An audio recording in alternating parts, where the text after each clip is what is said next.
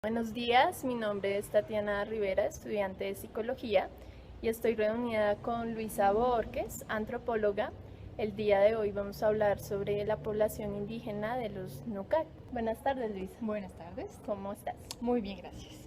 Bueno, cuéntanos cómo es esta población indígena de los Nucar. Bueno, los Nucac fueron una comunidad, digamos, digo fueron porque en este momento no viven tal cual sus condiciones tradicionales.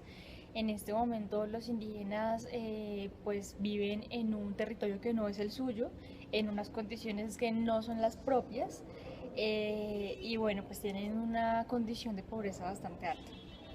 Listo. Cuéntanos cuáles son los problemas que aquejan a esta comunidad. Bueno, en principio, digamos que eh, todo nació porque hasta los años 90 ellos no tenían contacto como con nuestra civilización, ellos vivían de una forma eh, muy tradicional, en términos coloquiales primitiva, lo cual era muy bueno para ellos porque desde que hubo este contacto salieron a la luz del ojo público. Ellos tuvieron un proceso de aculturación, ¿sí? En donde su territorio se convirtió en territorio de minas por las guerrillas, donde se convirtieron en raspachines como un proceso de neoesclavitud, en donde fueron despojados de su territorio, donde ya no pueden consumir su comida tradicional, ya no pueden celebrar sus rituales. ¿Y quiénes creerías tú que toleran esta problemática?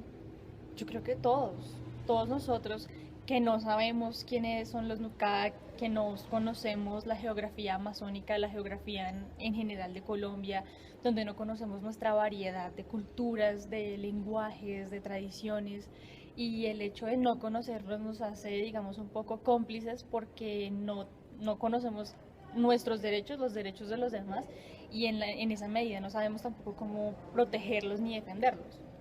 ¿Y bajo qué condiciones dirías tú que ocurre este problema? Bajo condiciones de violencia y de no presencia del Estado.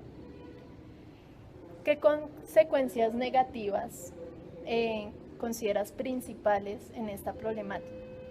Lo que pasa es que al ser una comunidad, digamos, tan diferente, entre comillas, a lo nuestro, ¿no? Al ortodoxo, pues en principio eso, que no nadie puede lograr como comprender por qué viven así y cuáles son los significados que le dan a esa vida que tienen. Un poco para eso estamos los antropólogos. Pero también las consecuencias negativas es de que al no estar en ellos en su territorio, toda su cosmogonía cambia, ¿sí? Ya no tienen cómo ubicar a sus dioses, ya no tienen cómo cultivar su comida, la comida del blanco, como ellos la llaman, los enferma, ¿sí? Entonces también se vuelve un problema de salud pública, un problema tradicional, porque entonces ya no hablan su idioma, ya no están con sus familias tampoco.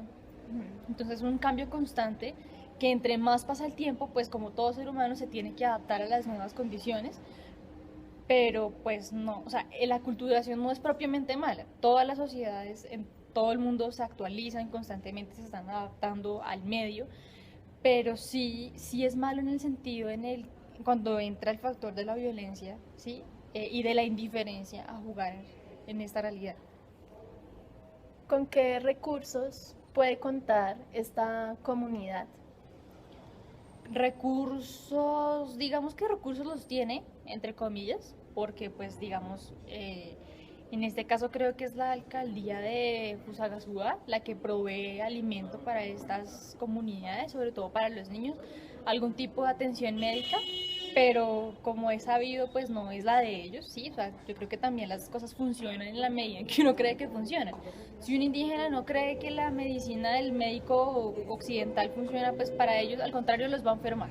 ¿Sí? Y Okay. la comida del blanco, como te decía, pues es algo que ellos no los dejan morir de hambre, pero hasta qué punto de verdad los están nutriendo y hasta qué punto ellos se sienten conformes con la atención que están recibiendo. O sea, ¿qué dirías que la problemática también va en un problema cultural, de costumbres? Exactamente, porque es completamente diferente. Ok. ¿Qué valores culturales, actividades, costumbres tenía esta comunidad?